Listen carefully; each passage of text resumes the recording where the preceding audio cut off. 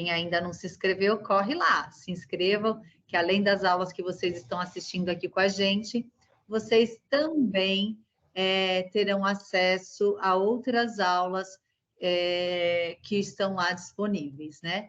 E é importante que vocês se inscrevam de fato, porque vocês receberão todas as nossas notificações e assim que a aula estiver disponível, vocês já recebem lá a informação de que já está lá prontinha para vocês utilizarem nessa trajetória tão bonita que é a preparação para o vestibular. Gostaria de relembrar com vocês que essa é uma ação voluntária que é organizada por vários polos do grupo chamado Unipolos, os quais estão aqui mencionados para vocês na apresentação, né? E esses polos são todos aqui da Zona Leste e a gente tem aqui esse trabalho unificado com esse grupo que se preocupa muito com a educação de qualidade, a escola pública de qualidade para vocês. Também gostaria de lembrar para vocês que, para o melhor aproveitamento da aula, os microfones e as câmeras ficarão fechados. Pedimos que vocês se manifestem por meio do chat, que vocês coloquem lá as dúvidas, as perguntas, as observações, que nós passaremos aqui para a nossa professora e também, se for possível, a gente já vai respondendo para vocês. Hoje eu estou contando aqui com a coordenadora Silvana, que está aqui auxiliando com a gente, a secretária Érica, que é aqui do Polo Parque do Carmo. Estamos juntos aqui trabalhando em prol de uma educação de qualidade para todos. Lembrando que a professora Raquel, ela é aluna Unicel e tem uma trajetória linda, apaixonadíssima pela educação pública e deixa isso muito claro na sua empolgação, na sua aula, na sua vivência.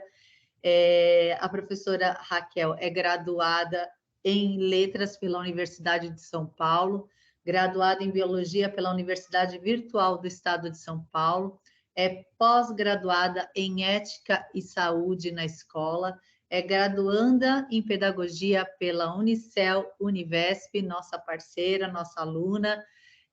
Há 11 anos é professora do Estado de São Paulo. Atualmente está atuando como professora coordenadora de Gestão Pedagógica Geral na Escola Estadual Professor Américo Moura. Professora Raquel, mais uma vez, gostaria de agradecer em nome de toda a equipe Unipolos e em nome de todos os alunos presentes virtualmente pelo seu voluntariado, por doar o seu tempo e por compartilhar com a gente o seu conhecimento. Seja muito bem-vinda, a palavra é sua. Muito obrigada, Degmar, por mais uma noite. Muito obrigada aos presentes. Agradeço a presença de todos e todas. Espero colaborar muito com o desempenho de vocês nesse vestibular. Tenho certeza que uma vaga de um de vocês, cada um tem uma vaga garantida aqui, tá? Degmar, vocês estão me ouvindo bem? Muito bem. Ah, que bom. Porque o meu áudio está falhando. Parece que falha aqui, não sei. Não, está normal. Então ótimo. Pessoal, no episódio de hoje vamos dar continuidade à nossa trajetória. Faltam pouquíssimas escolas literárias. Hoje chegou o dia, talvez o dia da literatura que eu mais gosto, que é o Fernando Pessoa, né? O modernismo em Portugal. Muitos de vocês devem conhecer o Fernando Pessoa e seus heterônimos. E hoje eu até brincava com os meus alunos do ensino médio, né? É caível. Licença só um pouquinho, Raquel. Você está com a câmera ligada? Estou. Porque a gente não está te vendo.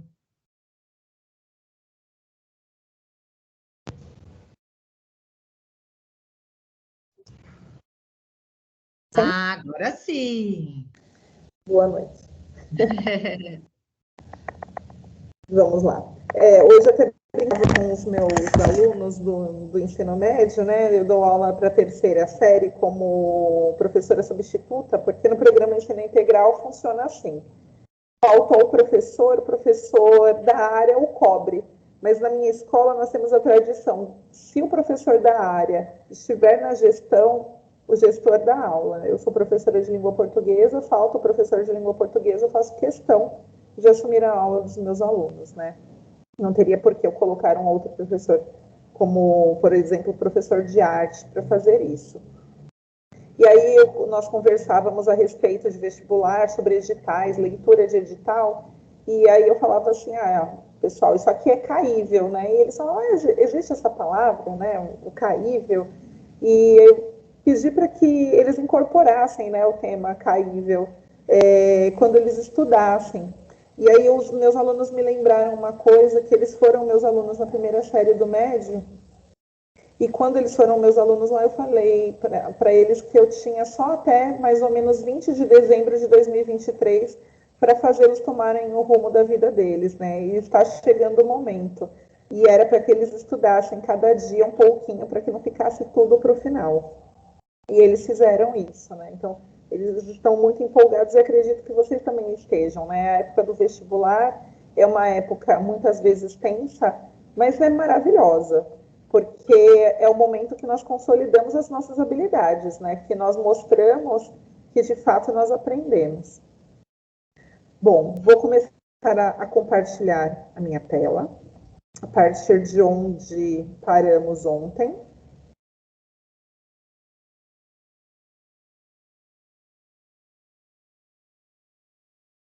Ontem nós fomos até o naturalismo em Portugal, né? Começo já do século XX, final do século XIX, começo do XX. Falávamos a respeito do crime do Padre Amaro, no final da nossa aula. E agora nós vamos para o nosso próximo passo, que é o parnasianismo em Portugal. O parnasianismo, ele dá continuidade ao ideal romântico, ele dá continuidade ao ideal do realismo e do naturalismo, ele é uma junção, só que lá no parnasianismo a gente tem um lema, né? Essa junção... Só um minutinho de novo, Raquel, desculpa te interromper. O seu compartilhamento está pequeno. Eu acho que você não abriu o compartilhamento. Está mesmo. Desculpem. É hábito de dividir tela, gente. Eu divido tela em 4 às vezes. Eu faço 4 coisas ao mesmo tempo. Aí. Me desculpem. Vamos lá. Falava a respeito do parnasianismo. E muitos críticos literários não aceitam muito bem, né? Não tem uma aceitação muito boa com relação ao parnasianismo, porque embora ele sintetize todo o pensamento do homem lá do final do século XIX, ele surge na França, quando ele chega em Portugal, ele não é muito aceito pela população, tá? E um dos lemas do parnasianismo é a questão da arte pela arte. E essa arte pela arte é uma arte bem invocada. Como é uma arte invocada? Eu começo a retomar o culto a algumas questões artísticas, como, por exemplo, quando nós tratamos da arte poética, voltar para o esquema de rimas, de versos rígidos, as produções artísticas muito bem elaboradas, o vocabulário, quando vocês olham um poema parnasiano, com certeza ele é reconhecido porque ele é muito quadradinho, ele é muito cheio de tons de rebuscamento, palavras muito bem elaboradas, a questão da sonoridade levada muito a sério, muito a pulso. Então é por isso que nós tratamos a arte pela arte, né? O poeta parnasiano fala assim que esse negócio de versos livres, essa questão de não mantermos rima e métrica, imagina, a poesia não admite. Então, há uma retomada de tudo que nós falamos anteriormente, lá no trovadorismo, no humanismo, a questão da perfeição métrica, tá?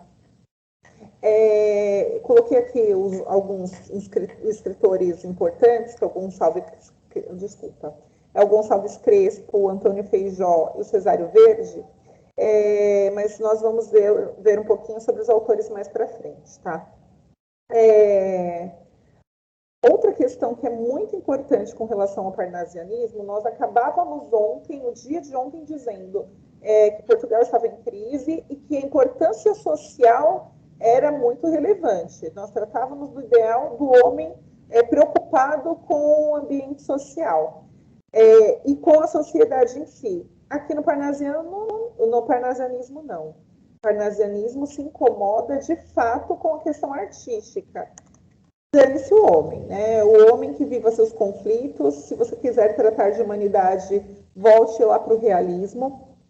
Em algumas linhas do tempo, de alguns livros didáticos, a gente até encontra ali convivendo ao mesmo tempo o realismo, o naturalismo, o parnasianismo e o simbolismo, dentro da mesma linha do tempo. Alguns marcam como uma data inaugural o ano de 1881, então a gente coloca ali uma barreira de tempo. Eu marquei aqui 1882 porque eu dependo de uma publicação específica, tá bem? Bom, o parnasianismo, ele, como eu disse antes, surge na França. Ele se opõe aos ideais românticos, aos ideais realistas e naturalistas.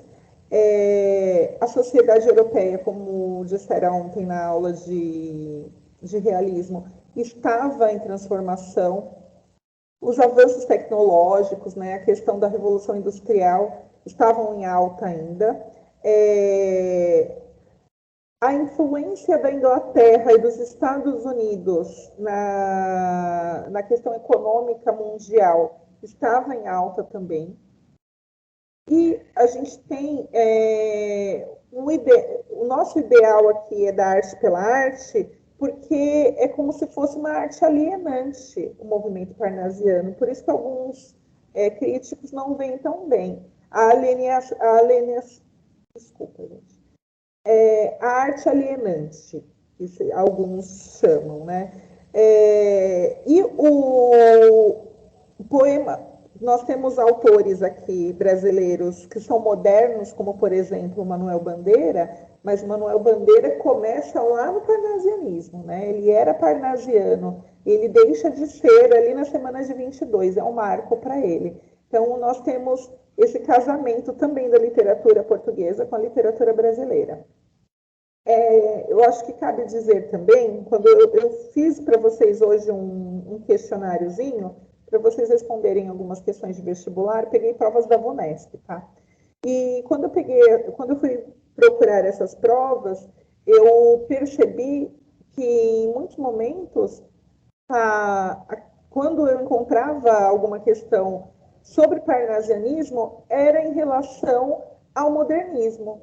E quando tratava do parnasianismo, muito pouco o parnasianismo português, muito mais o brasileiro. E aí eu tenho uma justificativa para isso, né?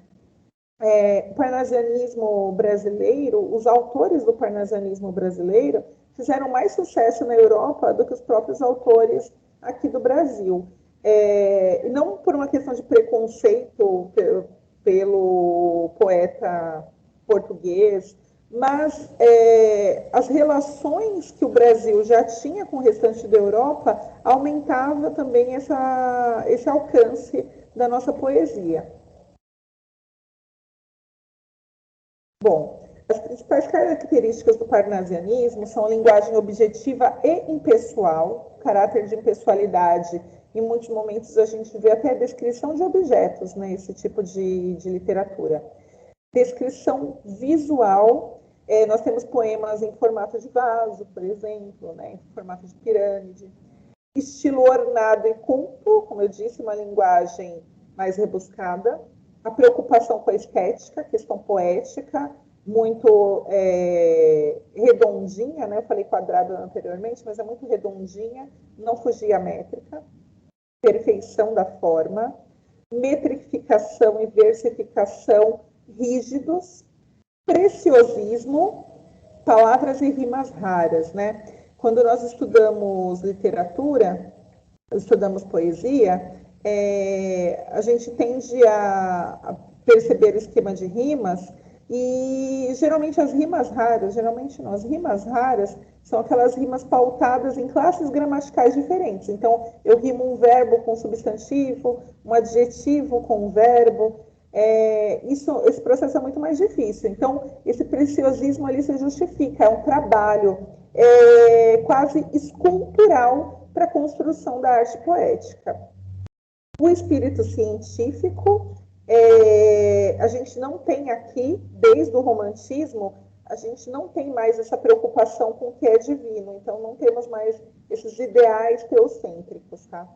Então, agora, o que está em voga é o espírito científico. Temas da realidade cotidiana aparecem em parceria a esses temas visuais.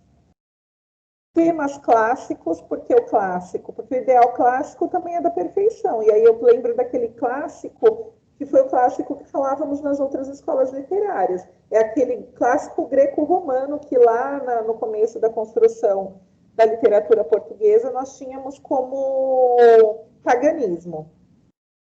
E preferência por formas fixas, né? O soneto.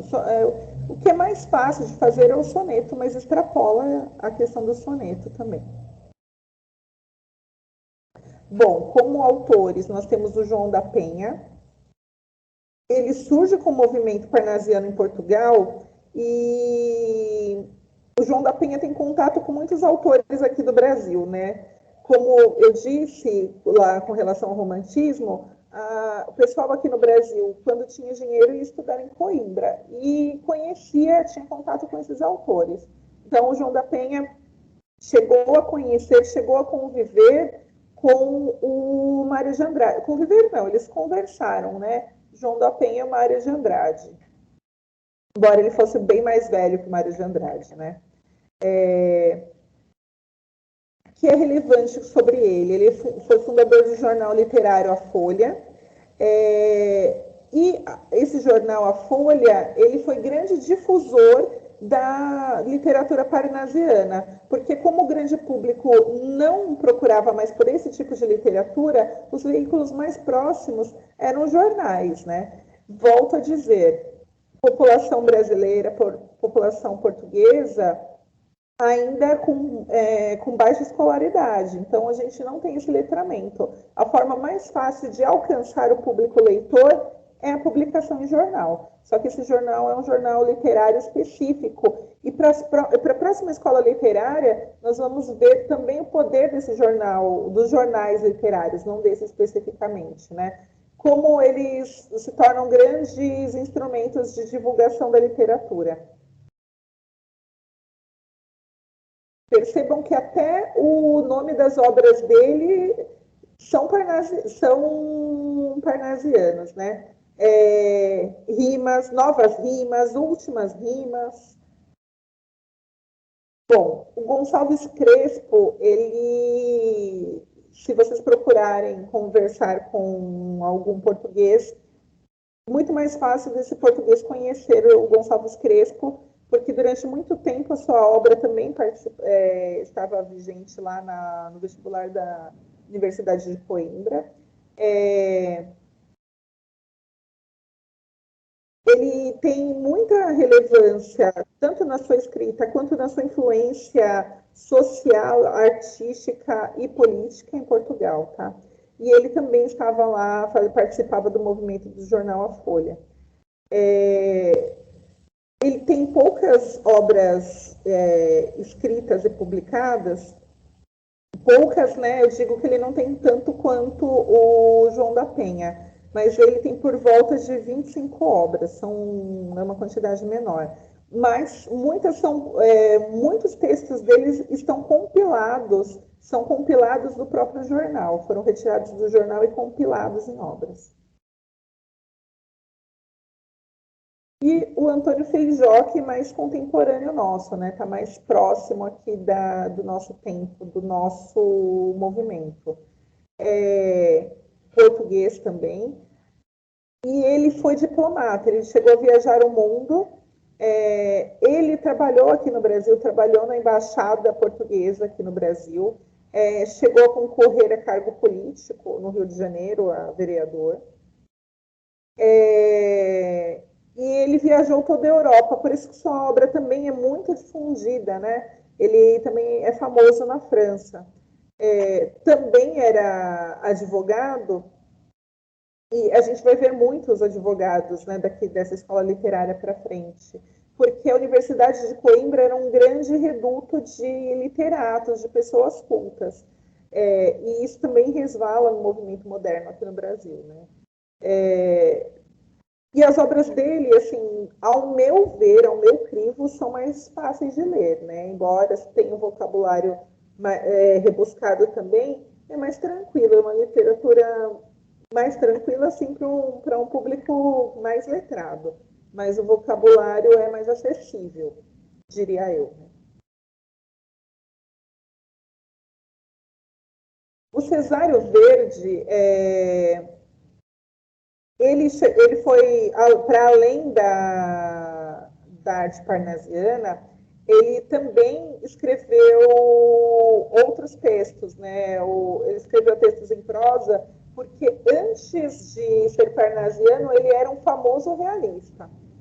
Bom, ele começa com a publicação de poesia não parnasiana, poesia romântica. Depois ele vai migrando para o realismo, para o parnasianismo, e depois, por fim, ele é moderno. A vida dele foi muito curta. O Cesário Verde tem uma vida curta e a obra dele também foi muito destacada, né? O Cesário Verde também foi muito publicado, republicado aqui no Brasil. A Companhia Editora Nacional detinha a publicação dele, então ele tinha publicações pela Nova Fronteira e pela Companhia Editora Nacional. Eu não citei para vocês em nenhuma das aulas anteriores essa questão de publicação, mas isso é muito importante para a difusão em América Latina das obras literárias portuguesas, porque em muitos momentos nós recebemos a obra como ela vem, né? Ela vem importada. Isso tornava a literatura muito cara. E quando nós temos essas edições reeditadas aqui do Brasil, publicadas no Brasil, se tornava mais acessível para o público brasileiro. Aí vocês vão me dizer, mas não tinha que ser acessível para o público brasileiro. O público brasileiro teria que ler literatura brasileira. Mas não, nós precisamos ter esse intercâmbio, né? Durante muito tempo fomos colônia e a nossa literatura tem forte influência. Então, não podemos pensar também que partimos do zero e começamos tudo novo, porque não existe nada novo. A gente bebe na fonte da literatura portuguesa antes de beber na fonte da literatura europeia. E isso só falha um pouquinho quando a gente pensa em modernismo, porque o modernismo bebe lá na fonte das vanguardas europeias que permeiam toda a Europa. E o nosso primeiro contato direto, é de fato com a literatura portuguesa. Então, essa questão da edição das obras é muito importante aqui para o nosso percurso, né, enquanto leitores brasileiros. Bom, e a nossa próxima escola, lindíssima, é o simbolismo, que também surge na França, né? Nasce a partir de um manifesto simbolista, e aí já fica a deixa para os próximos manifestos. A gente tem uma questão bem colocada dentro da literatura simbolista, que é a presença imediata do capitalismo, né? Como eu falei com relação ao parnasianismo, que ele não considerava tanto as questões sociais, a gente começa a resgatar novamente as questões sociais do romantismo e do realismo. Não é um espelhamento, é um resgate, né? E é muito estranho falar em resgate se eles vivem e convivem ao mesmo tempo. Mas são autores diferentes, com estilos de obras diferentes. Aqui a gente tem, como no parnasianismo, a manutenção da poesia com formas fixas, só que a gente tem o retorno do misticismo, né? O misticismo religioso e de qualquer tipo de religião. Primordialmente cristã, mas passa por outras religiões também.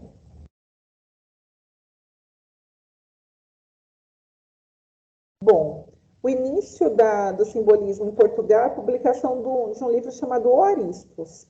Ele é um livro de poemas. Eu coloquei aqui como data inicial do simbolismo, porque eu estou pensando em Europa e esse contato da literatura portuguesa e do passeio que os autores fazem, mas a gente tem o Aristos do Eugênio de Castro como obra inaugural do simbolismo em Portugal.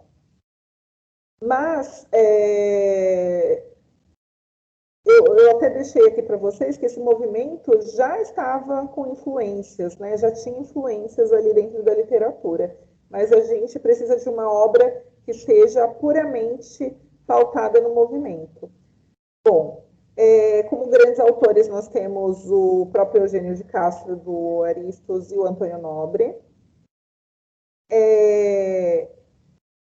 Ele está atrelado a movimentos políticos em Portugal, né? E com relação, já começa a ressoar um pouco da Primeira Guerra Mundial. E o fim da Primeira Guerra Mundial que vai movimentar um grande momento da nossa história, que é o modernismo, que é a nossa próxima escola literária. E a nossa próxima escola literária envolve autores muito relevantes para toda a literatura que entram no cânone da literatura mundial. Ontem até comentei com vocês, se vocês quiserem ver as listas dos livros, vocês vão encontrar tal autor. Nós não encontramos nenhum autor simbolista dentro do percurso do cânone mundial e nem parnasianista, né? Mas encontramos esses autores nesse cânone quando o autor escreve outro estilo literário, como o romantismo ou o modernismo. Então, nós temos autores que perpassam o modernismo, o romantismo, o realismo, o naturalismo, o parnasianismo, o simbolismo, e aí a vida acabou também, né? Que ficou muito tempo vivo, ele morre lá no modernismo, mas participa de todos os estilos literários. Bom, que a gente precisa pensar na depressão econômica que Portugal está passando, como a sociedade pensa a crise, essa crise econômica, a questão dos movimentos de fim de movimento monárquico em Portugal, né? O Brasil sofreu com o término do movimento monárquico aqui, e isso influenciou a literatura, e isso também acontece lá em Portugal. Principais autores: Eugênio de Castro, com a sua obra O Aristos, e a questão do O Aristos, né, traz a questão da paixão, do amor incondicional, mas tem os traços pessimistas da sociedade, e quando eu falo aqui em necrofilia, né, a necrofilia também aparece lá na literatura romântica, que eu não falei para vocês, mas quando a gente fala do ultrarromantismo, a gente tem a necrofilia, gente, não atrelada à barbárie, tá? Mas é bárbaro também.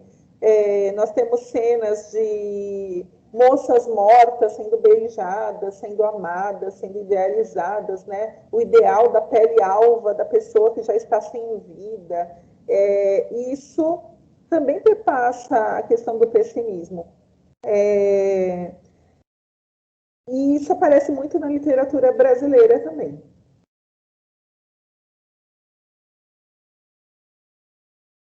Bom, o Antônio Nobre, nosso segundo autor aqui, também trabalha com profundo pessimismo, subjetivismo e egocentrismo.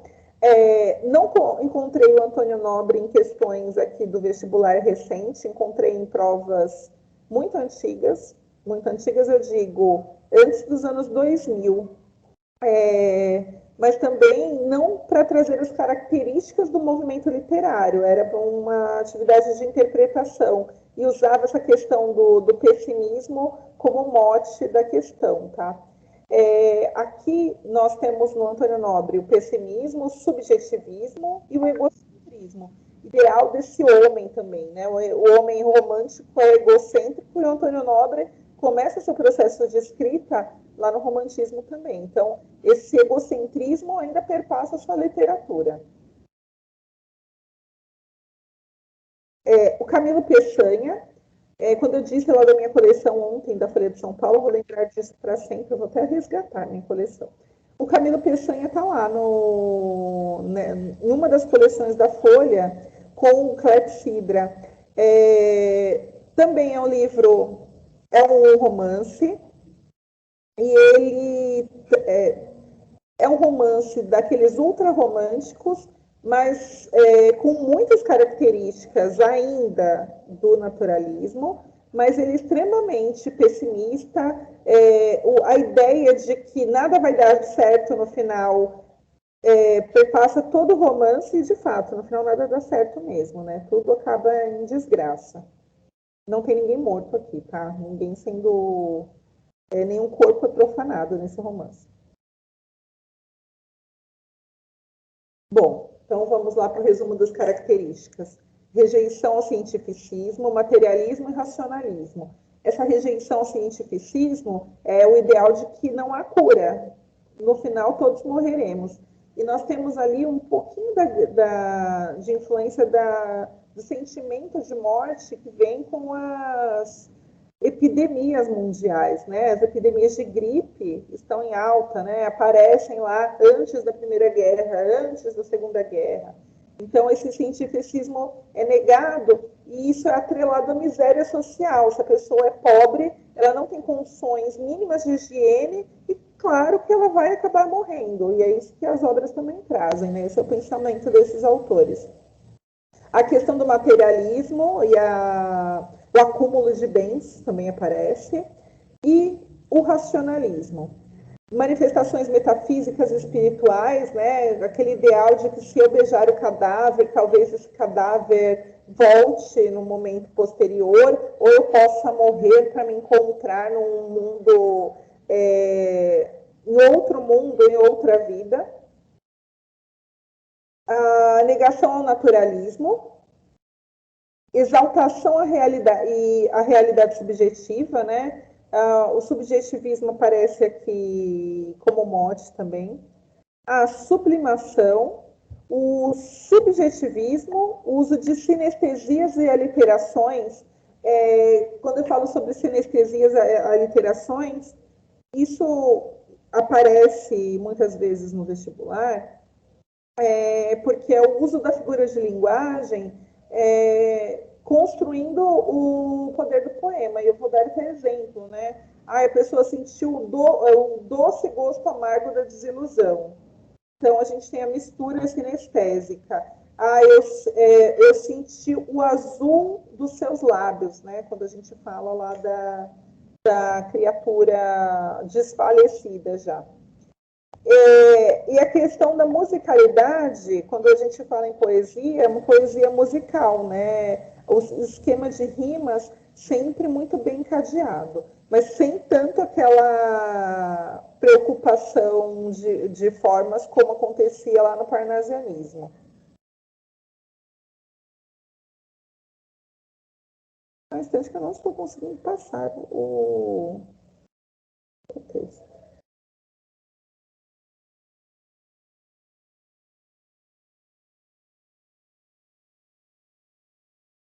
Vou sair e vou entrar de novo, compartilhamento, me perdoe.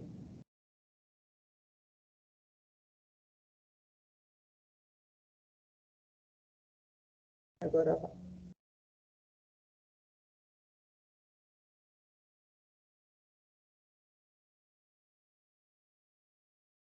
Mas eu lembrei de uma coisa, eu não falei para vocês o que é a sublimação, né? Passei direto, me desculpem. E eu nunca havia falado a respeito da sublimação. Sublimação é tornar algo sublime, tá? Tem a ver com esse ideal. Mas não é o ideal da sublimação religiosa. É o ideal da purificação da alma, o engrandecimento do ser, do corpo, né?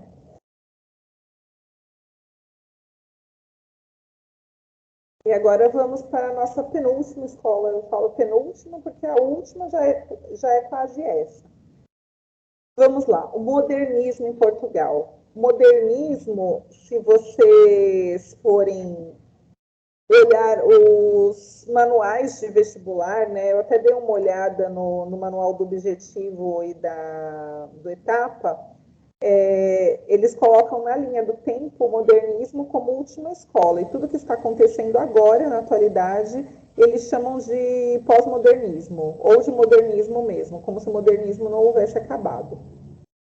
E o modernismo é um movimento, e a gente chama de movimento mesmo, é um movimento, é uma escola, é um momento cultural, artístico e literário muito importante para a atualidade, porque ele consegue representar muito bem o homem do século XXI. Mas em Portugal ele começa lá no finalzinho do XIX, né? Quando eu falei, inclusive, em romantismo, no próprio PowerPoint tinha a colocação de que no resto da Europa já haviam indícios da arte moderna, mas Portugal estava atrasado. Esse atraso se deve também às questões socioculturais, né? Portugal estava em crise. O que a gente precisa pensar? Em comer agora ou explicar como o homem está vivendo? Então, dá para fazer as duas coisas. Só que Portugal começou a enveredar sua literatura para as questões do sofrimento, e o sofrimento, as mazelas sociais pertenciam a outros movimentos literários que na Europa já estavam circulando fazia bastante tempo. Bom, o modernismo é a ruptura de padrões, é a inovação, é tudo que tem de novo, é tudo que tem de mais cultural para a época.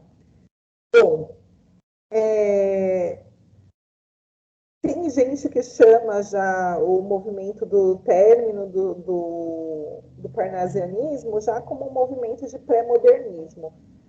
Portugal, assim como o Brasil, também segue as vanguardas europeias para inaugurar esse modernismo. Só que aqui no Brasil a gente faz isso de uma maneira articulada, de determinada forma. Um belo dia, um grupo de 5 pessoas aluga o Teatro Municipal e diz, olha, a partir de hoje está inaugurado o modernismo no Brasil, na Semana de Arte Moderna de 22. Em Portugal isso não acontece. Em Portugal, a partir lá da estética simbolista, e esses ideais de pessimismo começam a gerar uma certa inquietude nas pessoas, né? Ninguém quer ficar falando só de sofrimento e tristeza. Então, a gente precisa também começar a pensar que existe um futuro.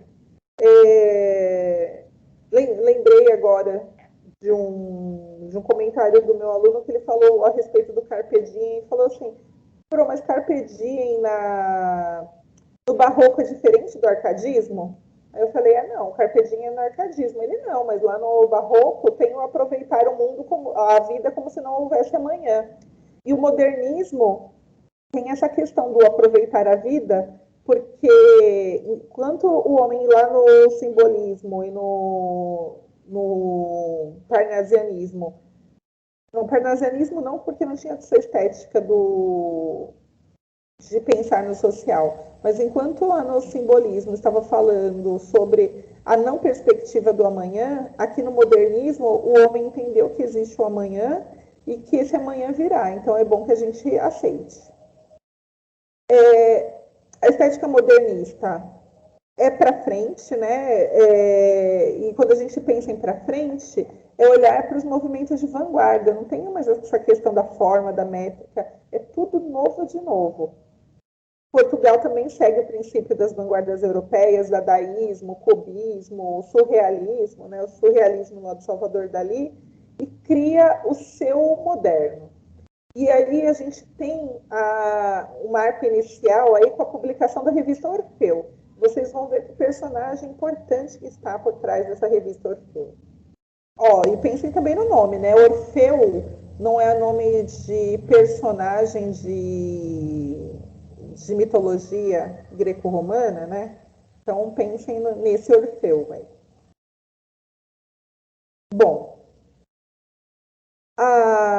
Portugal começa o modernismo no começo do século XX, mas a gente tem aí um marco entre a Primeira e a Segunda Guerra Mundial, né? Entre 1914 e 1945.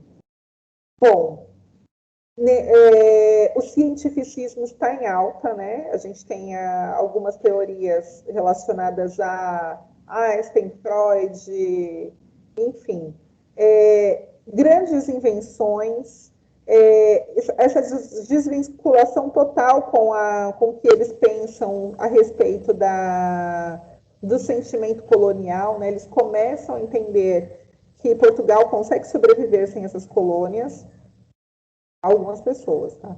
Não, mas socialmente Portugal já começa a compreender que dá para caminhar com as próprias pernas e que toda essa nova evolução vai trazer grandes benefícios para Portugal. Portugal quer se inserir de novo nos movimentos econômicos da Europa. Bom, e toda essa questão de transformações influenciam a cultura portuguesa no momento. No começo do século XX, Portugal tem a sua proclamação da República, né? Muito depois da nossa, a nossa foi em 1889, a deles foi em 1910. A questão do partidarismo começa a surgir na Europa, em Portugal. Daí a gente tem também essa nova forma de pensar do homem, dá para pensar no futuro de uma maneira progressista. Bom, a gente tem, eu vou passar para as características, porque as características vão me dizer bastante a respeito desse movimento literário. E assim como no Brasil... Oi? Raquel, posso te interromper só um pouquinho? Pode. Tem duas questões que eu acho que são pertinentes à conversa que você está tendo agora, Sim. Porque depois pode se perder, né? Tem uma aluna, a Ana Paula, ela perguntou se Romeu e Julieta se encaixa no romantismo. Depende, historicamente ou em suas características? Não sei, ela só colocou assim. Você quer que ela escreva? Eu vou pedir para ela colocar no chat a especificação, e aí depois eu volto a perguntar para você. Essa é uma das perguntas. A outra é o Morro dos Ventos Uivantes se encaixa em que escola literária? Tá. Aí voltou. Bom, eu vou responder do meu jeito antes que a moça pergunte novamente. Como é que se encaixa Shakespeare? Historicamente, ele é classicista, tá? A temática do Shakespeare se afasta muito desse ideal clássico que a gente conhece, do neoclássico, que lá no classicismo nós temos na literatura portuguesa meu Deus, os Lusíadas. Então, ele está dentro de uma estética histórica classicista. Mas se a gente for pensar nos padrões de literatura, as características, embora ele fosse muito anterior, se encaixariam sim na estética romântica. Mas o Shakespeare não viveu nesse período, ele viveu muito antes disso, né? Então não dá para dizer que o Shakespeare era romântico, porque dentro da questão histórica social, a escola literária não é para encaixar temas. Não é essa a função do período literário. É para encaixar o percurso do homem no momento. Dentro da estética do momento, o Shakespeare é clássico, é classicista, tá? Porém, se a gente fosse, vamos transportar Shakespeare para o seu período de produção, do seu período de produção para a estética da sua obra, se ele seria romântico, deixa eu pensar nas características do romantismo. Posso até voltar o PowerPoint aqui para a gente ver.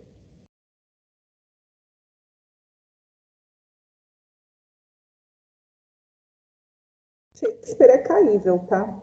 Mas não cai enquanto literatura porque eles não cobram literatura inglesa.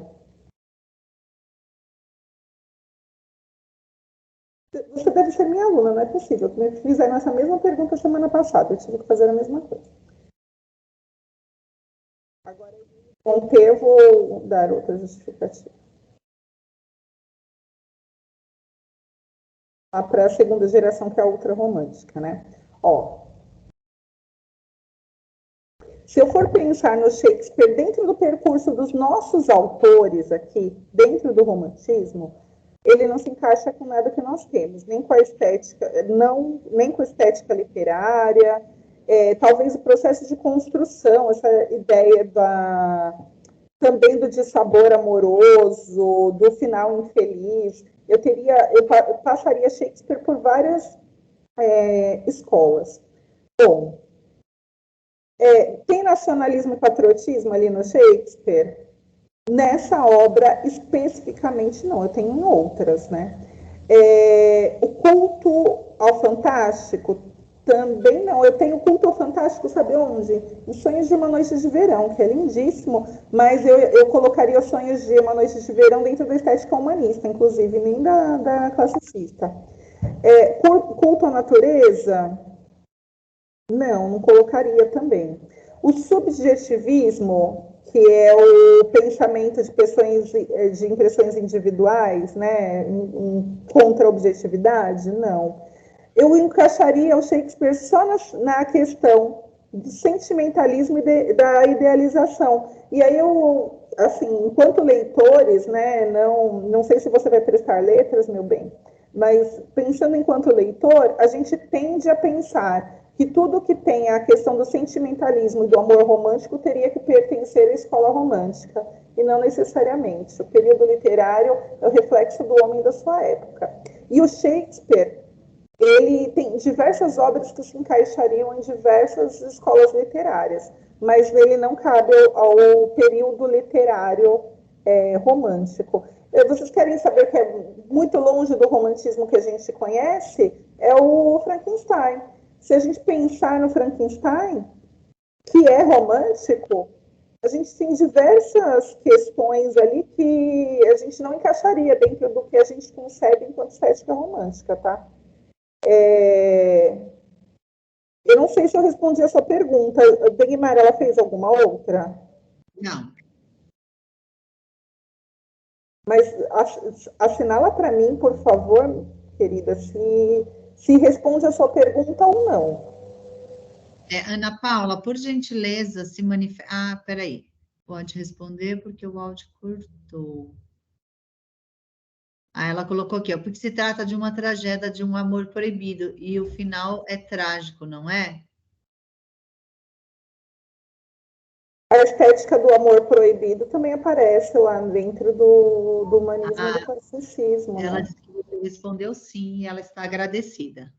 Ah, que bom.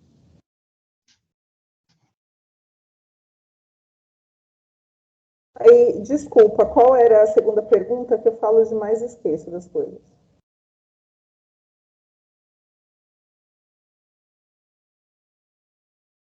Desculpa, estava sem microfone.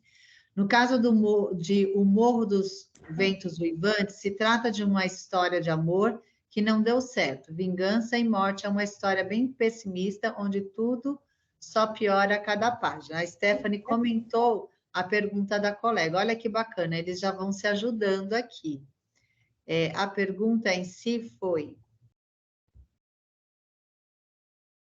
Deixa eu só localizar aqui. O Morro dos Ventos Uivantes se encaixa em que escola literária? O romantismo. O Morro dos Ventos Uivantes é assim, romantismo exacerbado, ultra-romantismo, com certeza. E aí não tem como fugir. E aí vocês vão me perguntar, caros leitores, não é o mesmo enredo lá praticamente o mesmo enredo de tristeza e desgraça que a gente tem no Shakespeare? Só que Emily Brontë está dentro de um percurso literário. E aí ela entra lá dentro desses percursos literários que a gente coloca ali meio fora da curva, né? Mas eu devo lembrá-los também. Eu não lembro que ano que foi o Morro dos Ventos Uivantes, se é 1840, 1850. Me desculpa, eu vou olhar aqui, eu tenho cola, vamos ler. 1847, assim, romantismo puro, né? Eu estou ali no meio da escola literária.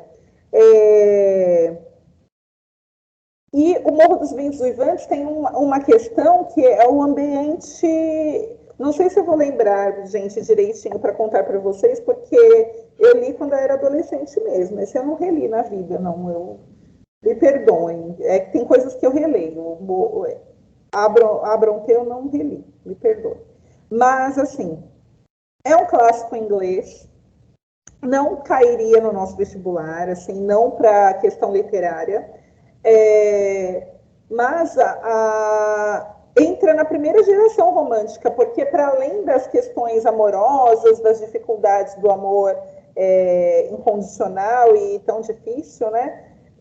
Das dificuldades do amor, eu tenho um cenário, se não me engano, vocês que leram ultimamente, o cenário é do campo também, né? Então, eu tenho alguma coisa ali da primeira geração romântica também. Eu estou juntando duas gerações do romantismo ali na Emily Brontë. Mas aí, ontem também, quando me perguntaram a respeito do feminino, assim como a Mary Shelley, a Brontë também não teve a primeira publicação no nome dela. Imaginem que se eu publicasse uma obra no nome feminino, o que ia acontecer? Ia virar desgraça, ninguém ia querer ler.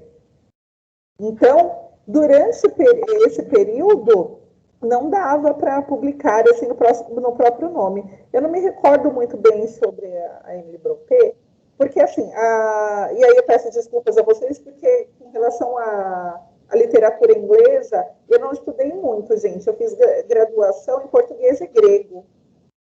E então, na faculdade, eu estudava o que era clássico da literatura brasileira, como eu fiz especialização em língua portuguesa. Eu estudei os clássicos da literatura portuguesa e quando eu fui lá para a minha habilitação era em grego, então eu lia Sófocles, Homero, Platão. O que eu sei sobre Shakespeare e Emily Brontë e Mary Shelley é o que eu tive que estudar para dar aula na escola, porque a demanda da escola exige, né? E não é porque esteja no currículo, é porque os alunos gostam. Então a gente acaba, vocês que vão prestar letras, vocês vão ver que na vida de vocês e os outros também, tá? Vão ter que se adaptar a algumas coisas. Eu sou fã de Harry Potter porque eu era fã de criança de Harry Potter. Eu leio muitas coisas a respeito, fico assistindo podcast para ver se tem novidade, mas isso é uma coisa minha. Os meus alunos não leem Harry Potter, é a tristeza da minha vida. Eles não leem. Talvez eu tenha encontrado os alunos errados, não sei, né, para mim. Mas, mas esse percurso da literatura, do Harry Potter, por exemplo, eu vi na universidade porque eu comecei a fazer mestrado em literatura infantil, em infanto-juvenil. Se chamava Literatura Infantil e Infanto-Juvenil, Linguagens do Imaginário. Aí eu perguntava para o meu professor, mas não tem Harry Potter? E era ano 2005, ele falava assim, não tem Harry Potter na universidade. Aí quando eu estava saindo, já ele falou, olha, agora a gente vai estudar Harry Potter. E eu já estava indo embora. Então, algumas coisas eu não tenho tanta propriedade para falar para vocês, eu peço desculpas. Mas, assim, com certeza, com relação ao Shakespeare, está fora do percurso histórico, e com relação a Brontë, está dentro do percurso histórico. É romantismo, tá? Mas se eu fosse encaixar o Harry Potter dentro da estética, eu não colocaria dentro da estética modernista, por exemplo, que é o que eu estou falando, que é modernismo.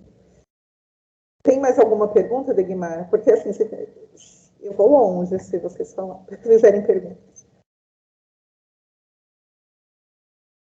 A literatura brasileira é basicamente em cima da literatura portuguesa. Não sei, ele está afirmando, pergunta. Não, ele colocou pergunta.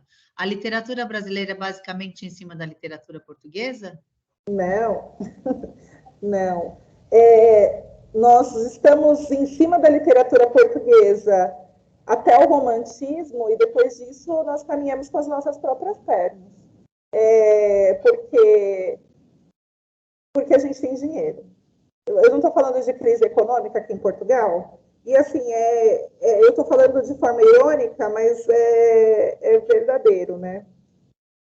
Porque a gente tem dinheiro, o Brasil se desenvolve economicamente e começa a andar, a gente vira república antes de Portugal, vocês percebam, né? Que a gente se desenvolve antes com relação a isso. Família real já estava falida aqui no Brasil, imagine em Portugal. Então, o poder econômico aqui das grandes oligarquias, depois da exploração do ouro, então a gente tem a oligarquia do açúcar, depois do café, café com leite, né? Depois da borracha, todos esses ciclos proporciona uma elite aqui no Brasil. E a elite no Brasil tinha muita preocupação com relação à educação dos seus filhos. Então, seus filhos iam estudar fora. E não iam estudar agora como nós, né? Como nós concebemos. Ah, meu filho vai estudar nos Estados Unidos. Não era essa a educação neoliberal.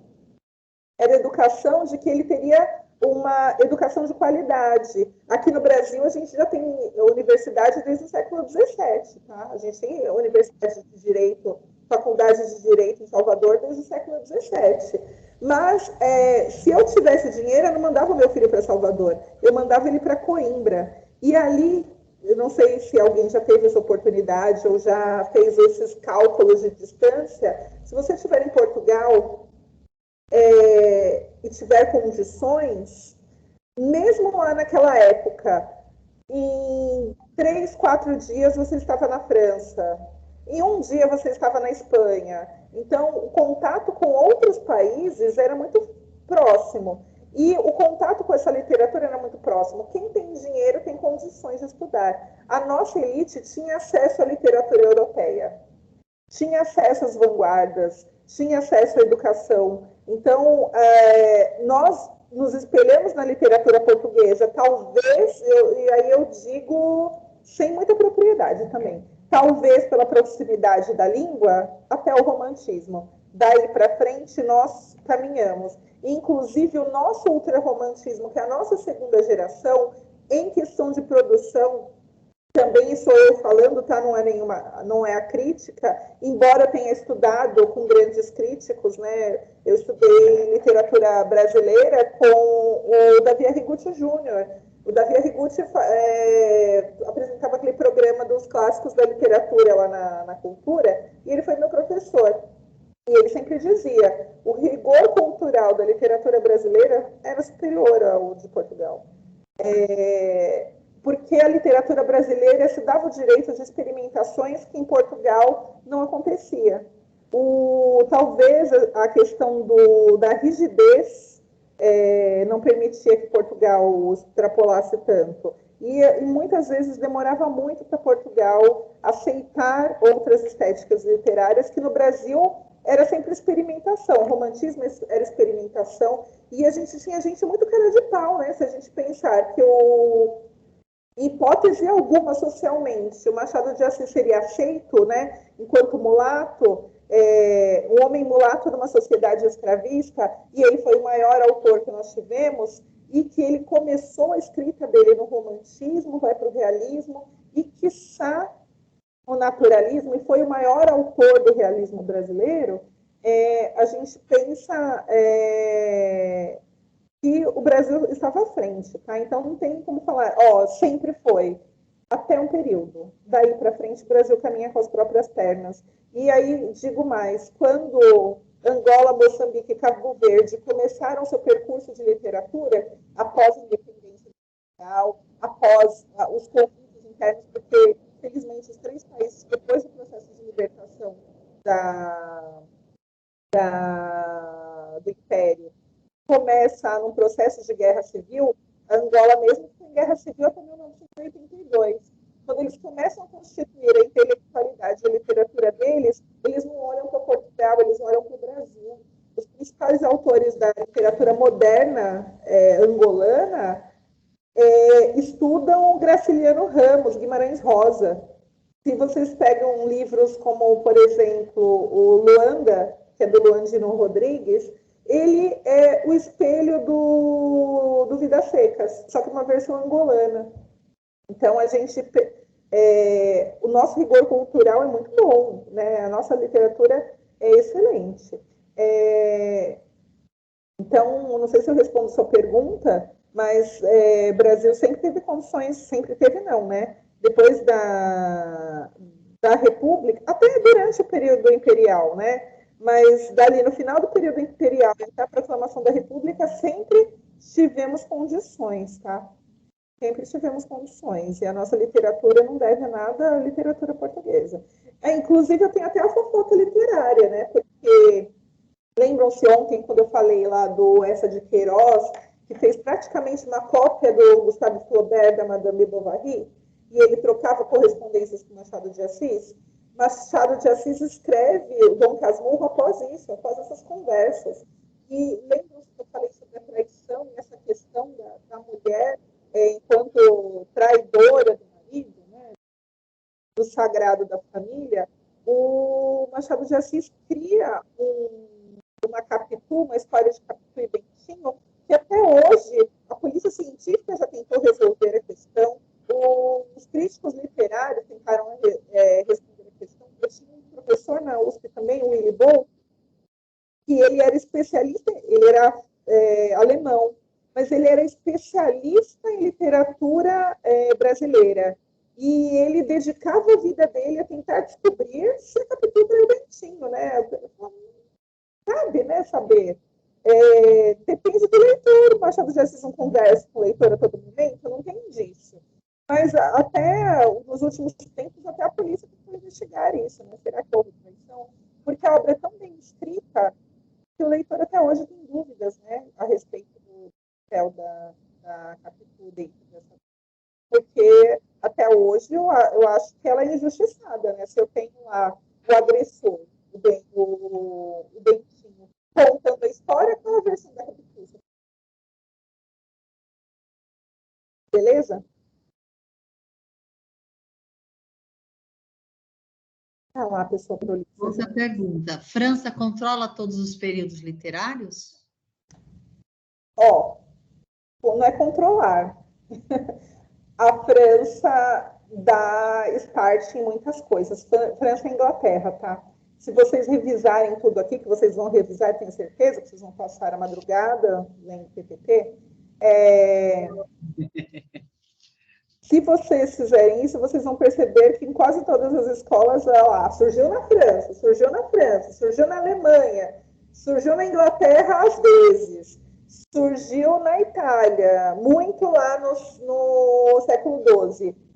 França, se a gente for botar na balança, sim, a França está ali à frente, tá? Inclusive a educação brasileira, né? O modelo da nossa educação é pautado no modelo francês. É outro.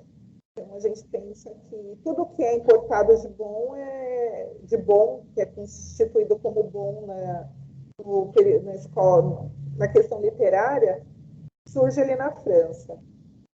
Mas nós temos coisas muito boas surgindo na Alemanha, né? Como o romantismo, e coisas muito boas surgindo na Espanha também.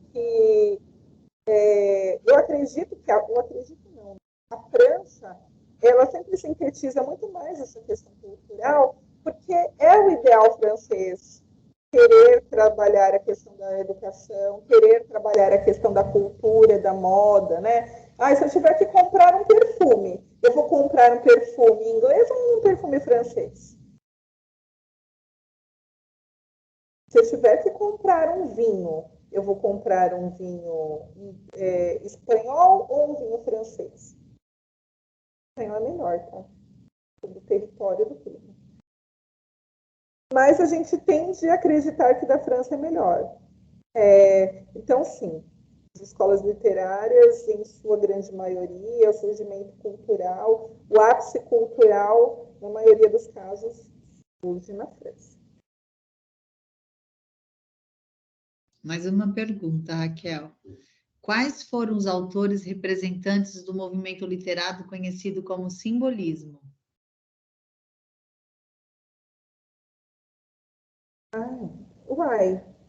Eu pulei? Será? O simbolismo surge lá com o Aristos, do Eugênio de Castro. O Eugênio de Castro é o primeiro, né? O que funda o movimento. Estou até voltando aqui. Está passando o PowerPoint? Eu acho que está, né?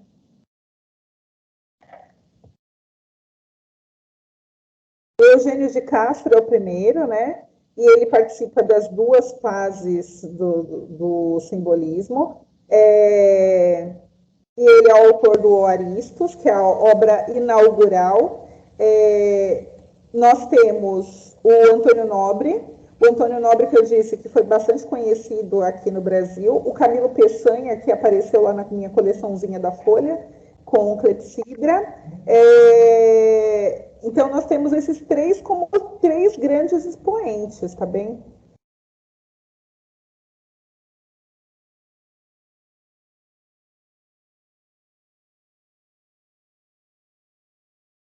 Eugênio de Castro, Antônio Nobre e Camilo Peçanha.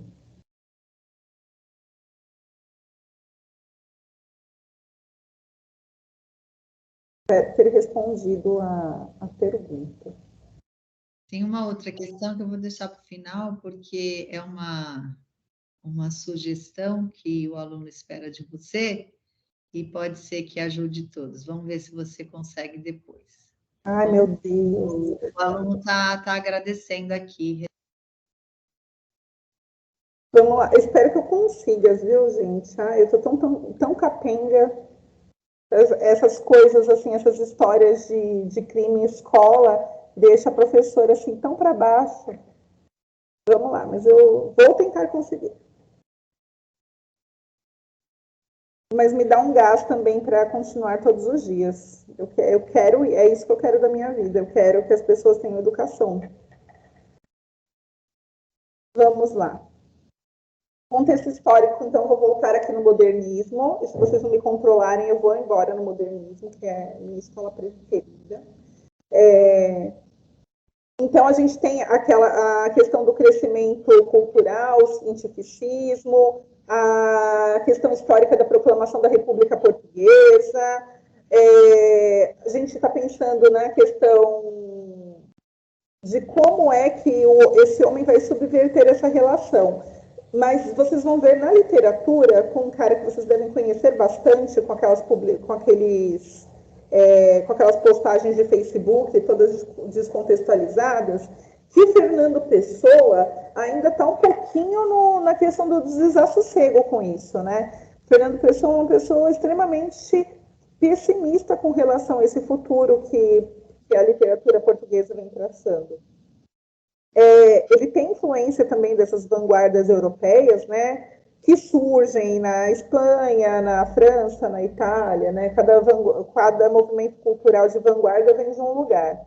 E a questão aqui da proposta do modernismo português é tentar fazer um resgate dos tempos áureos portugueses, né? E os tempos áureos portugueses, gostaria de lembrá-los, estavam lá atrelados à publicação dos Lusíadas, né, do Camões.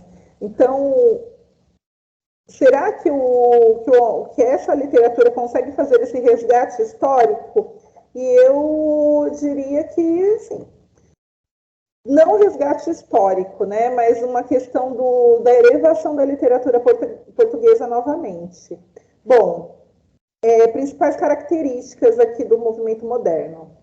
O distanciamento do sentimentalismo, mas o Fernando Pessoa consegue fazer isso ao mesmo tempo, e eu vou explicar por quê. Ele consegue trabalhar o sentimentalismo com distanciamento. Espírito dinâmico acompanhado de transformações tecnológicas, isso aparece com certeza. O espírito crítico e questionador, é o questionador da sociedade, questionador da economia, questionador da estética, linguagem cotidiana, igual na literatura brasileira, é literatura para a gente da gente, por isso que o modernismo está em alta, está em voga desde lá do começo do século XX até hoje, né? Olha, a gente já está alcançando marcas históricas do trovadorismo, já estamos há um século, há 120 anos aí no mesmo movimento literário. Só que não. Oposição às normas, uma atitude considerada anárquica. Então, eu não tenho mais forma na poesia. São versos livres. Eu não preciso mais de esquema métrico, não preciso mais de rimas. E não é que eu não precise. A estética romântica não exige mais isso, né? A estética romântica, desculpa, a estética moderna, ela vem para subverter originalidade, excentricidade e ruptura com o passado. pensando no ideal inovador, tá? Isso tudo está lá presente no Fernando Pessoa. Bom, nós temos as gerações modernistas, assim como temos as gerações do modernismo no Brasil, nós temos em Portugal também. E vou trazer essa separação.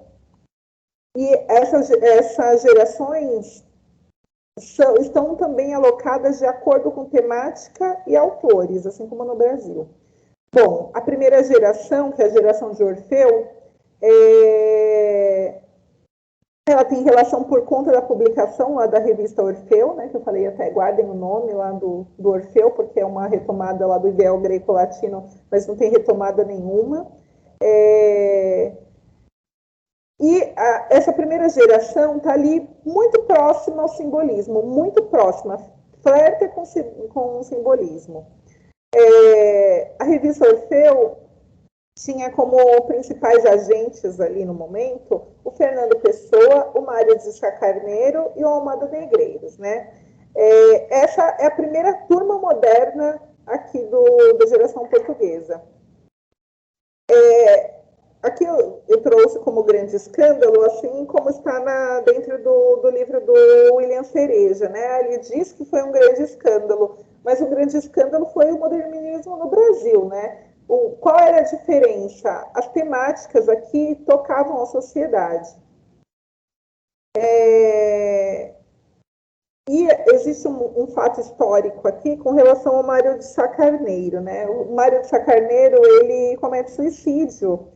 E é um fato assim, histórico bem marcante dentro desse percurso moderno, porque isso também desestabiliza emocionalmente, financeiramente, socialmente Fernando Pessoa. E como eu sou futriqueira, eu vou até contar como é que ele se mata, né?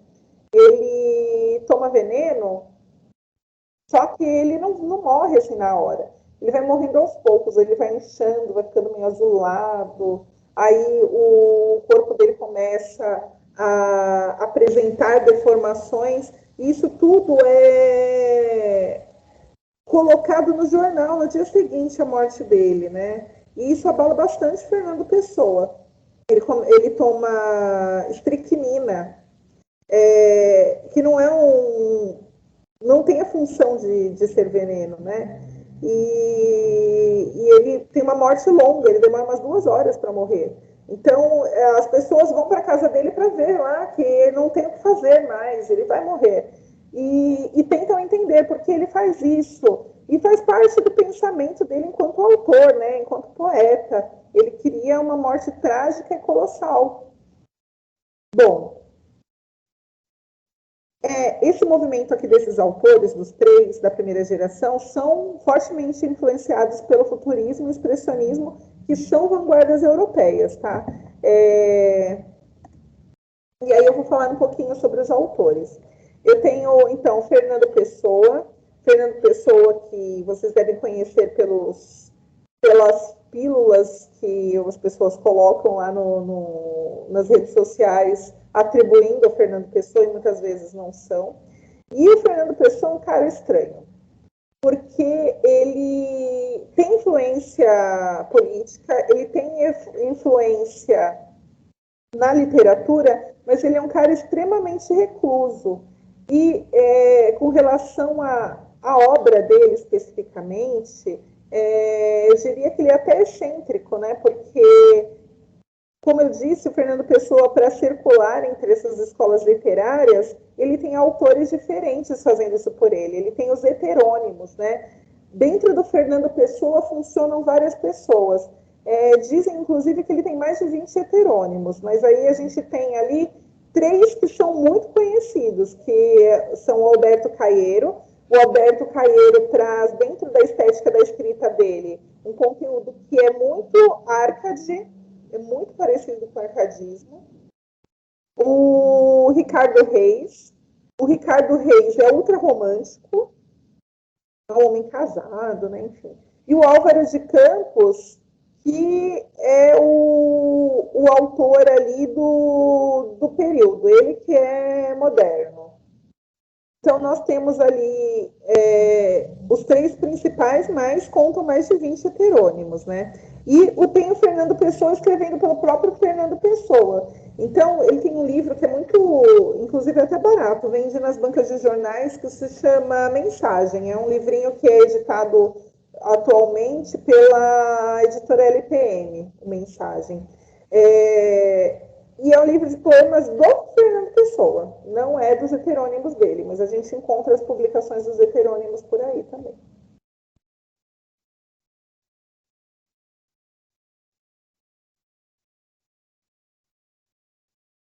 Eu só gostaria de parar um minutinho para beber uma água, vocês me permitem? Com licença. Claro que pode, à vontade.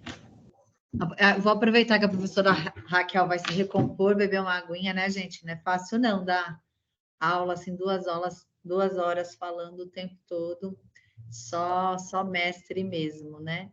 Pessoal, ó, lembrando que amanhã nós teremos aula de matemática.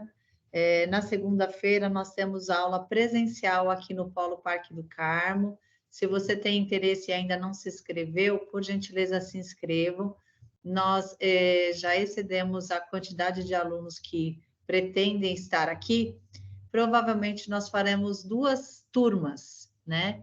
Porque os espaços não comportam a quantidade de inscritos. Então, quem ainda não se inscreveu e tem interesse, nós vamos trabalhar somente as 4 operações matemáticas nessa aula presencial, para tirar aí todas as dúvidas dos alunos referentes a esta questão. E lembrando também que ao final teremos aqui a nossa lista de presença. Vocês, por gentileza, não deixem de preencher e avaliar. Muitos alunos acabam não colocando nenhum comentário, mas é importante esse feedback de vocês, nos ajuda nas organizações. A gente vai se corrigindo, o que não está legal. A gente tem recebido muitos elogios, nós ficamos muito felizes. É uma ação, como vocês já sabem, voluntária. Todos que estão envolvidos querem o melhor para vocês, né? A gente quer estar aqui junto com vocês nessa trajetória de formação, né? De preparo. Então, vocês, esse feedback é bem importante. Seja ele positivo ou negativo, a gente agradece. A professora já voltou, então a palavra é sua, não quero tomar nenhum tempo, já está quase acabando a nossa aula, e eu sei que você ainda tem algumas questõezinhas para trabalhar. Uhum. Não acaba não a aula. Vamos lá. Alberto Caeiro, né? Que é o grande autor do Fernando Pessoa, inclusive ele tem mais escritos que o próprio Fernando Pessoa, e ele é o cara lá da natureza, né? Do pensamento, do sentido, e ele vive no campo. E alguns críticos até comparam Alberto Caeiro e suas escritas com as escritas arcadistas, né? Árcades. O Ricardo Reis, que é o neoclássico, ele gosta lá da cultura greco-latina, ele é o cara da forma e do conteúdo, defende o paganismo, né, que é a questão greco-romana, e ele é filósofo, e é uma coisa interessante, e é caível também, tá, gente? Agora eu vou adotar o caível. É caível porque nas vezes que aparecem os heterônimos do Fernando Pessoa no vestibular, geralmente é para comparar um com o outro, comparar a estética deste momento, porque é que o Fernando Pessoa vive lá dentro do momento moderno e está escrevendo de outra forma, né? Então, é a critério de comparação mesmo. E isso para enganar o leitor da pergunta, né? Porque dentro do poema, deste poema do heterônimo de Fernando Pessoa, qual é a estética empregada? E aí você não vai colocar dentro, não necessariamente dentro da escola literária, mas dentro da estética. Por isso que as meninas perguntaram, olha, qual é a escola literária do Morro dos Ventos Uivantes e do Romeu e Julieta, porque embora tenha muitas características, não pertence ao período histórico. Mas aí eu não vou para a característica do autor, eu tenho que ir para a característica do texto que está lá exposto. Prestem atenção a isso. O que, que a pergunta pede?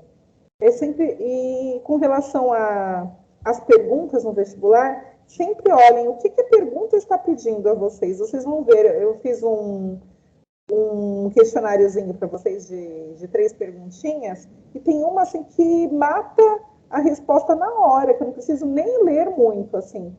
Mas muitas pessoas erram porque não leem a questão com atenção, ficam ou aficionadas no texto ou nas alternativas e não prestam atenção ao que a pergunta pede.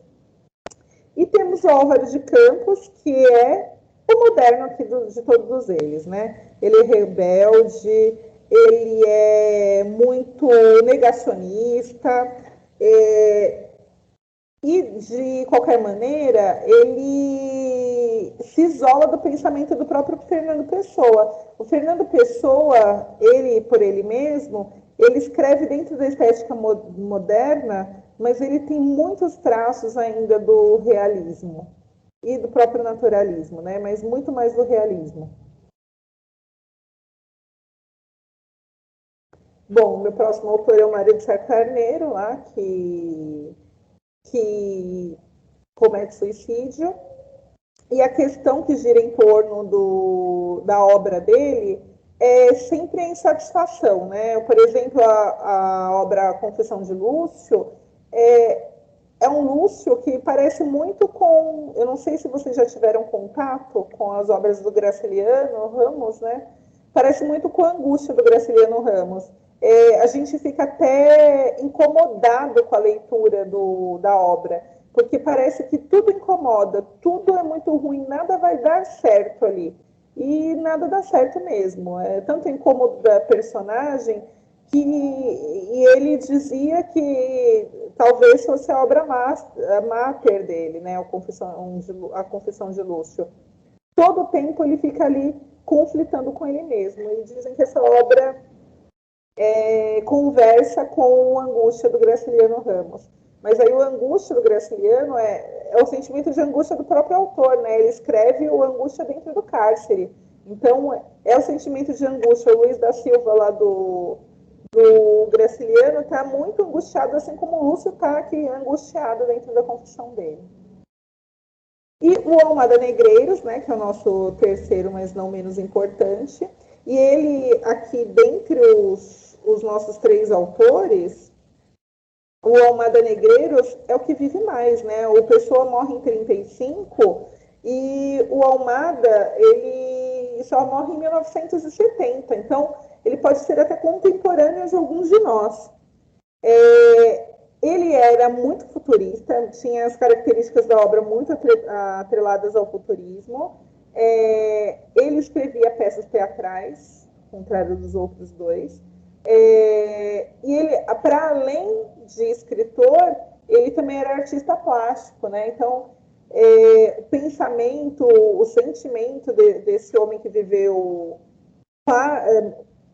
quase 90 anos, né? 80, é de um homem à frente do seu tempo mesmo. Ele representava, assim, em todas as esferas, o que o modernismo de fato era. Bom, a segunda geração do modernismo em Portugal é a geração da presença, né? De presença, que se fala em Portugal, ou presencismo. Ela se inicia em 1927, ou seja, ela é contemporânea à nossa primeira geração moderna aqui no Brasil. Tá? Também está atrelada a uma revista, a uma publicação, e com 2 autores, né? O Branquinho da Fonseca, 3 autores. O Branquinho da Fonseca, o João Gaspar Simões e o José Régio. E o objetivo deles era dar continuidade ao grupo lá da revista Orfeu, já que eles tinham falido após a morte do Mário de Sá Carneiro, né? O José Régio escrevia poemas e, para além dos poemas, ele escrevia contos também. O João Gaspar, ele era crítico literário e também era romancista. E eu não, desculpa, eu não coloquei aqui o Branquinho da Fonseca, mas o Branquinho da Fonseca também era contista e romancista, tá?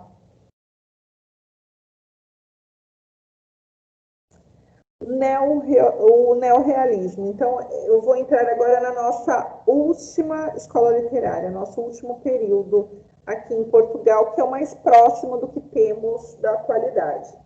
Esse último momento do modernismo, né, que começa em 1940, com a publicação de uma obra chamada Gaibels, do Alves Redol. E aí, esse período aqui, dentro desse princípio de evolução, ele é um período, inclusive, de resistência, né? Porque o Portugal está enfrentando uma ditadura. Aqui em 1940, a gente não está passando por uma ditadura, ou está, está. Estamos na era Vargas, né? Vargas era ditador nesse período. E o Salazar também era um ditador, mas muito diferente aqui do que a gente tinha de concepção dentro do período Vargas, né? Salazar era extremamente cruel. Tem um livro também, se vocês tiverem a oportunidade, mais para frente, no futuro de vocês, toca um tempinho, que se chama Dinossauro Interessantíssimo, que fala sobre o Salazar num processo de literatura infantil, né? Esse dinossauro, porque dizem não, né? O Salazar, ele cai, quebra a bacia e fica doente. Ninguém sabe se ele está morto mesmo ou não, até descobrirem sua morte. Então, isso é tratado dentro de um livro chamado Dinossauro Interessantíssimo, fala sobre esse período da história de Portugal. Mas o que é importante aqui para a gente é que o Alves Redol Ferreira de Castro e Soeiro Pereira Gomes trazem obras que passam por o crivo desse ditador, né? E eles têm dificuldades nas publicações. Eles, na verdade, conseguem publicações fora de Portugal e depois a obra é meio que traficada para Portugal. E as temáticas não podem ser tão diretas, né, para falar sobre um processo histórico que eles estão passando. Então, eles usam muitas metáforas para tratar do pensamento social da época. Então, é bem impactante esse momento aqui da história de Portugal, tá? Bom, meninos, o que eu propus de percurso literário é isso. Eu encerro a parte da literatura aqui. Me sobra um tempinho, eu produzi, eu queria saber da Degmar se eu posso compartilhar com o pessoal um formulário que eu fiz com 3 perguntinhas simples para ver se o pessoal acerta ou não a partir da leitura, né? Ou se vocês vão falar igual os meus alunos, né? Nossa, você deu aula sobre laranja e na pergunta só caiu a abobrinha. Claro que pode. Aliás, os alunos gostam muito, né, gente? Vocês adoram um desafio, uma conversa, uma pergunta. Pode lançar, sim. Você quer que eu coloque, você quer colocar o link no chat? Sim, eu vou colocar o link no chat. Aí, pessoal, ó, fiquem atentos ao chat. Bora lá responder as perguntas da professora Raquel, hein? Vamos saber aqui em tempo real se vocês estão absorvendo o conteúdo. Deixa eu achar aqui.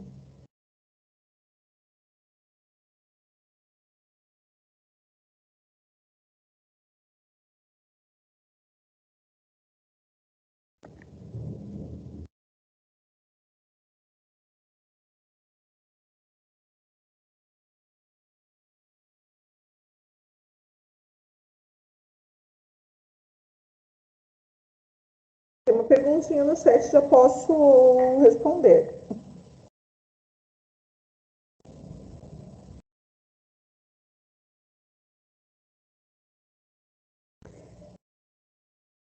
Que a pergunta se o modernismo é o mesmo período contemporâneo. Então, depende da sua interpretação. Alguns autores acham que estamos no período do modernismo. Eu chamo em Portugal isso de neomodernismo. Nós estamos no período neomoderno em Portugal, tá? Os autores portugueses também tratam dessa maneira.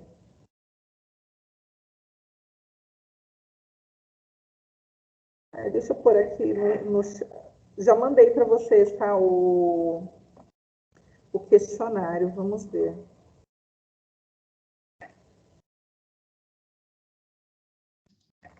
Foram com alternativas ou era para eles digitarem resposta, Raquel? Alternativas. Então vai ser rapidinho. Vamos dar aí um minutinho e a gente já vê o retorno aí dos alunos. Não pense não que seja fácil não, viu? Tem bastante texto para ler na pergunta.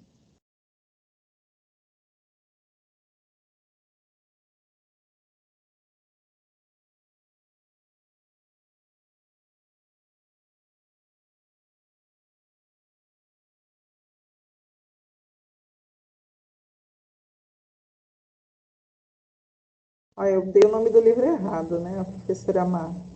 Não é interessantíssimo, é excelentíssimo, tá? Vou colocar aqui. Eu procurei pelo autor aqui no... É um livro de 1972. Dinossauro Excelentíssimo, do José Cardoso Pires.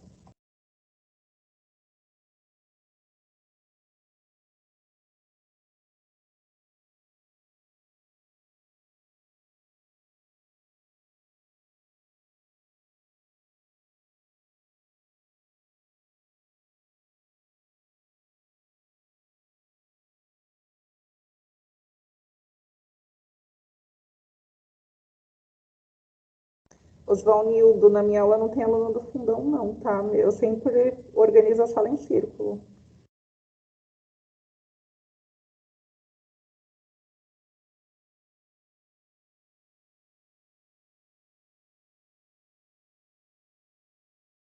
Aí tem uma pergunta aqui para que a pessoa pergunta se tem uma fórmula mágica para concentração na leitura.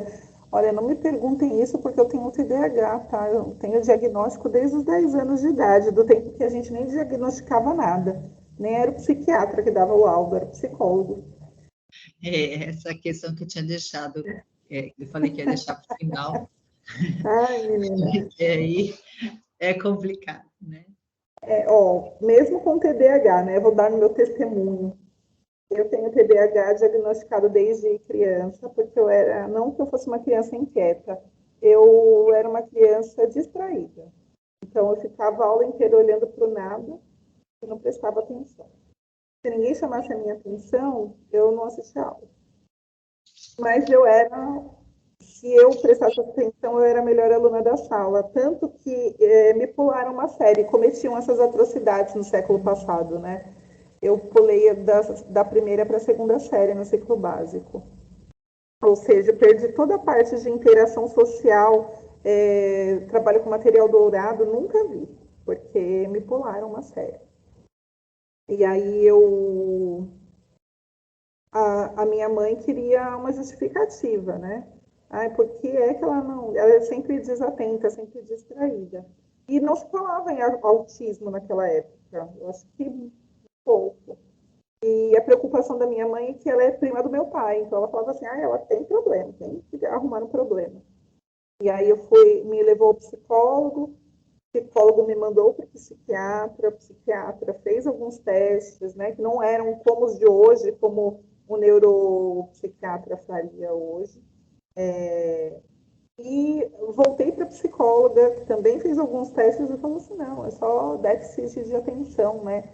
Então, o que ela precisa é sentar na frente da sala e avisar a professora que tem que chamar a atenção dela. E aí eu tive que criar algumas estratégias, porque eu já cheguei a ler 2, 3 páginas de um livro lá, quando eu era pequenininha, e não ler nada. E eu faço isso até hoje. Então, para eu dar uma aula de 45 minutos, eu me preparo 2 horas. Não, eu não tenho como não fazer isso. Eu tenho que ler antes, eu tenho que fazer todo o percurso da aula antes. E eu sou prolixa. Então, se vocês me fizerem uma pergunta, eu vou viajando na pergunta. E é um problema que eu tive que resolver, ninguém ia resolver para mim. Então, só que eu tenho uma questão boa também do TDAH, né? Que é o hiperfoco. Depois que eu foquei, ninguém me tira dali. Então, eu passava madrugadas lendo. Isso para mim na faculdade era muito bom, porque eu lia muito, eu lia no ônibus, eu lia em pé no ônibus. Então, se eu tenho dicas, se você tem dificuldade em concentrar, tente ficar em silêncio. Eu sempre usei abafador de som, sempre abafei os sons externos, porque tudo tirava minha atenção. Lugar silencioso, escolhe o tipo de livro que você vai ler. Eu tenho problemas com livros técnicos, não consigo. Livro de autoajuda porque não me chama atenção. Então, eu posso começar umas 50 vezes. Não vai, a não ser que eu precise muito. Então, eu leio por etapas. Tá? Mas não é segredo de sucesso, não. Eu estou acompanhando as respostas de vocês aqui. É o lado bom do TDAH também. Eu tenho 37 respostas. Eu consigo falar e fazer outra coisa ao mesmo tempo.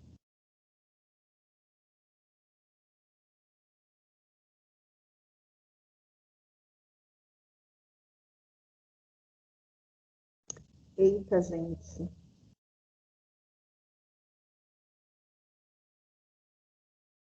40 respostas, hein?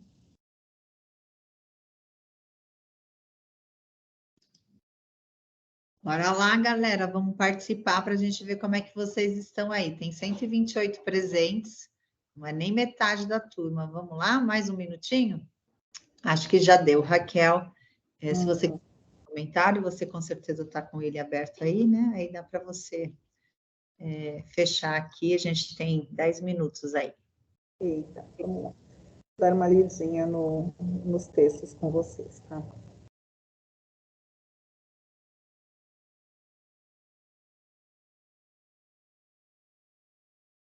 Instante que eu estou tentando compartilhar.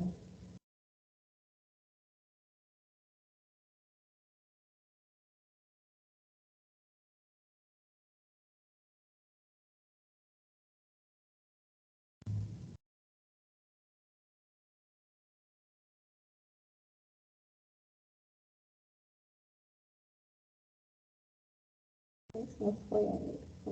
63 respostas. O pessoal ainda está aqui conosco.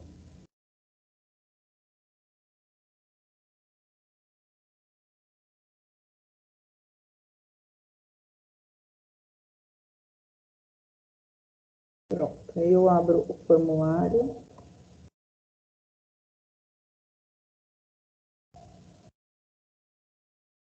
Na primeira questão eu tenho uma média boa de acertos. Na segunda questão também. E na terceira também. Olha, parabéns a vocês. Vamos lá. Primeira pergunta é com relação ao autor específico, Camilo Castelo Branco, né? E o texto diz: é certo que eu, num dos meus passeios desabridos, quando o céu afuzilava relâmpagos, fui caminho de Sintra e vi na balaústra de uma varanda, com seus olhos postos no ocidente tempestuoso, uma mulher que me afigurou a pomba da Boa Nova ao 40º dia do dilúvio. Bom, dentro da estética proposta aqui pelo nosso Camilo, ele está dentro da estética romântica, né? E se eu fosse por eliminação de características do romantismo, né, a carnavalização não existe lá no romantismo, mas o plágio existe. Desculpa, o plágio não existe, existe a paródia. Apropriação ou intertextualidade. Existe a paródia como característica romântica. E existe intertextualidade também. Então, eu teria duas alternativas a considerar. Porém, eu tenho uma paródia quando eu tenho uma alegoria de alguma coisa, né? Quando eu pego algum texto e faço uma recriação em cima. E o Camilo Castelo Branco, esse senhorzinho aqui bonitinho, ele não faz uma recriação, ele faz praticamente uma citação de um trechinho aqui da Bíblia, ó. Que se afigurou a pomba da Boa Nova ao 40º dia do dilúvio. Ele faz praticamente a citação ali da Arca de Noé. Então, ele faz um texto intertextual. A resposta correta era intertexto, tá? Intertextualidade. Então, a maioria acertou. Se tiverem dúvidas, por favor, coloquem ali no chat também. Nossa segunda questão, que também foi bastante acertada, começa com o texto do Carlos Alberto Macedo Rocha, que é um texto baseado no dicionário, tá? Carpe diem é um lema latino que significa lato sensu. Lato sensu é grosso modo, tá? Aproveita bem o dia, ou aproveita mesmo o momento fugaz. Essa expressão tem paralelo em línguas modernas, como no inglês. Take time while for time wills away. Bom, tal lema manifesta-se mais explicitamente nos seguintes versos de Fernando Pessoa. E aí eu tinha aqui, por isso que eles demoraram tanto, porque são 5 alternativas com uma estrofezinha. Hoje, nera, não nos escondamos, nada nos falta, porque nada somos, não esperamos nada e temos frio ao sol. O carpe diem não é aproveitar o dia. Essa primeira alternativa aqui, enquanto distrator, ela só traz uma proposta de questões negativas, né? Ele só está trabalhando com todo o desassossego dele. Então, essa a gente já eliminava. A alternativa B. A realidade sempre é mais ou menos do que nós queremos. Só nós somos sempre iguais a nós próprios. Então, eu também tenho aqui um pouquinho de pessimismo nesse segundo verso, né? E ele traz uma questão realista, não tem nada a ver com aproveitar o dia. Então, a alternativa B também era incorreta. A C. Na minha aldeia, isso aqui é do Caeiro, né? Na minha aldeia, vejo quando na Terra se pode ver o universo. Por isso, a minha aldeia é tão grande como outra terra qualquer, porque eu sou do tamanho do que vejo e não do tamanho da minha altura. Então, aqui ele está pensando no futuro, um pensamento futurista, não tem nada com o aproveitamento de questões boas universais. D. Sofro, Lídia, do medo do destino. A leve pedra que um momento ergue as lisas rodas do meu carro à terra, meu coração. Bom, essa aqui entra dentro da questão da estética do amor, né? Não tem nada com aproveitar o dia. E a última é: vem sentar-se comigo, Lídia, à beira do rio. É o mesmo poema anterior. Sossegadamente fitemos o seu curso e prendamos, que a vida passa e não estamos de mãos enlaçadas. Enlacemos as mãos. Então, vem, Lídia, vamos aproveitar a nossa vida, porque a nossa vida é agora. Então, essa era a alternativa correta. Isso era bem fácil também, né? E aí, a última, e não menos importante, leia o trecho da cantiga medieval galego-portuguesa. Olha lá a deixa da pergunta. Leia o trecho da cantiga medieval galego-portuguesa. Se eu li isso, eu já sei. É trovadorismo. Em que o eu lírico, faltou um hífen aí, pede a Deus que lhe permita ver a mulher amada ou então que lhe dê a morte. Vamos lá, nossa cantiga. A dona que eu amo e tenho por senhor, amostra-me-ia Deus que vos em prazer for, só não dá de mim a morte. Aqui tenho eu por lume destes olhos meus, e por que choram sempre a mostrar-me a Deus? Se não dá-me a morte, desculpa, dá-de-me a morte, que é do Bernal de Bonaval, né? E é uma cantiga, como diz a própria pergunta, cantiga medieval galego-portuguesa. Bom, isso já me diz muitas coisas. Por suas características, essa obra poética é típica do movimento literário conhecido como Tadã, é o trovadorismo, né? Era a alternativa B. Ele disse lá no título que é uma cantiga medieval galego-portuguesa.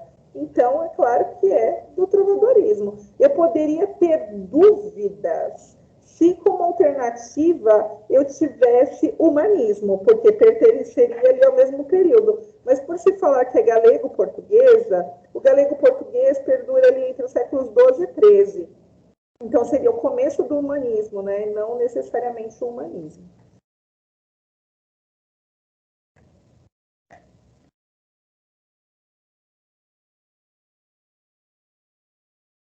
Então, eram essas as três questões, viu, Degmar? Excelente, Raquel. Tem mais dúvidas com relação a isso? Na verdade,